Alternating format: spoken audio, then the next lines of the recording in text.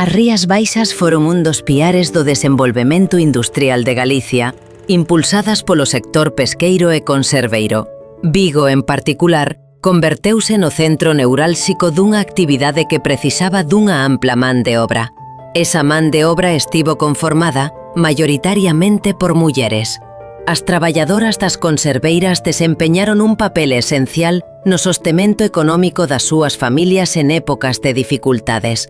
Moitas delas procedían do rural, onde a agricultura tradicional ofrecía recursos limitados. O seu soldo, aínda que modesto, proporcionaba estabilidade a numerosos fogares. Dentro das fábricas, as mulleres ocupaban postos que requirían esforzo físico e constancia en condicións estritas e intensas. O traballo ao axuste exixía un ritmo acelerado e prolongadas xornadas en ambientes fríos e húmidos.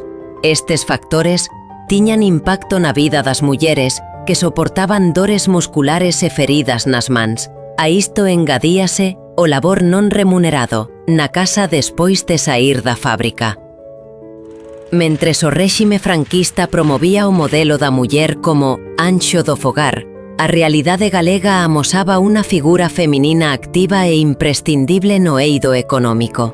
Alén das conserveiras, tamén tiñan presenza destacada as mariscadoras que traballaban ao ritmo das mareas e as pescantinas que percorrían as rúas dos centros urbanos cos seus cestos achegando o produto do mar ao interior. Todas elas teceron lazos de apoio mutuo que foron fundamentais para afrontar as exixencias da vida cotiá. Nun contexto marcado por numerosas limitacións, tamén houbo espazo para a reivindicación. A folga de 1931 a 1932, na que participaron máis de 4.000 mulleres, puxo de manifesto a súa capacidade organizativa e o seu desexo de mellora das condicións laborais e sociais. Hoxe, recuperar estas historias é un exercicio de memoria necesario. As mulleres do mar e da conserva deixaron unha pegada profunda, que axuda a comprender o desenvolvemento económico e a identidade das Rías Baixas.